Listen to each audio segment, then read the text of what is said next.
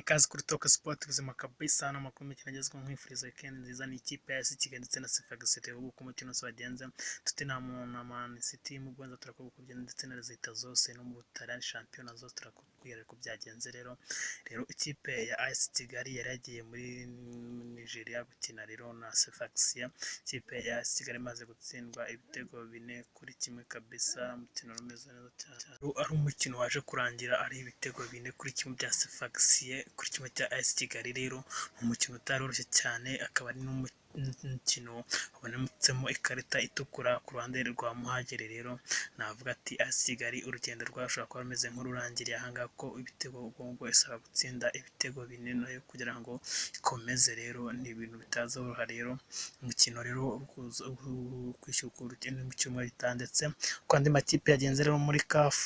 Royal rero United na Petro Atletico ku munota wa 9 ni 0-0, Wydad Casablanca na Kaizer Chiefs nayo ni 0-0 bawusubitseho, mu gihe Esperance de Tunis na Twengelo Esperance atsinze 2-1 kabisa.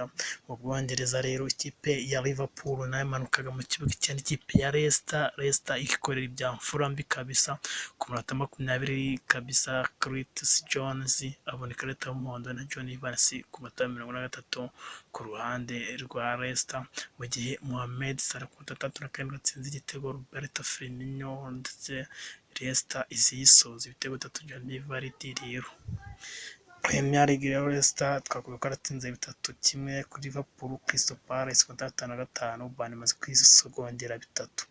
Manchester City na Tottenham muri saa moya tutavuga ko match iza kurangira, naho mu gihe Brighton Hove Albion Aston Villa saa 4 kabisa.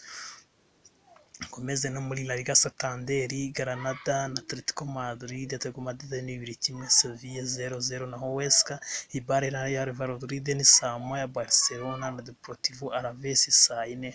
Iyi nayo yaza ko ari match ikomeye cyane, Barcelona ishaka kugaruka kujya mu ruhando rero gushaka ukuntu yakigera imbere ikagwiza amanota. German Bundesliga shampiyona y'Abadage ku munota wa 3 Bayer Leverkusen kimeze na Mainz 0-5, Borussia Dortmund 2-2 kuri Hoffenheim ku munota wa 42 bageze, mu gihe Stuttgart ari 1-0 na Hertha Berlin. Werder Bremen na Freiburg ku munota wa 9 ni 0-0 kabisa, ubusa ku busa. Italian Serie A Torino na Genoa ni 0-0, Napoli na Juventus saa moya, mu gihe Spezia na AC Milan 3:50. Rero Juventus ishobora gutsinda ino kipe nk'uko byabahaye amahirwe menshi. Napoli kabisa ntizabishoboka, Juventus ishobora gutsinda cyane kandi byinshi. Mu Bufaransa ku munota 11 Paris Saint-Germain na Nice 0-0, Reims na Rennes ewana saa 4, mu gihe Lyon na Montpellier naho ari saa 4 kabisa. Izi match zose rero n'izindi zakinwe ejo na Mali ziritandukanya Man City ndetse na Tottenham ko match zirangiye. Gushimira umaze gukora subscribe, nawe ujye ukora share, uri umuntu w'agaciro cyane, nabwo ndagusaba ukoresha subscribe no kuri link, ndabakunda cyane. Komeza mukora subscribe kuri YouTube channel Talk Sport ubuzima, ndabakunda cyane, naho mu kanya kuri match.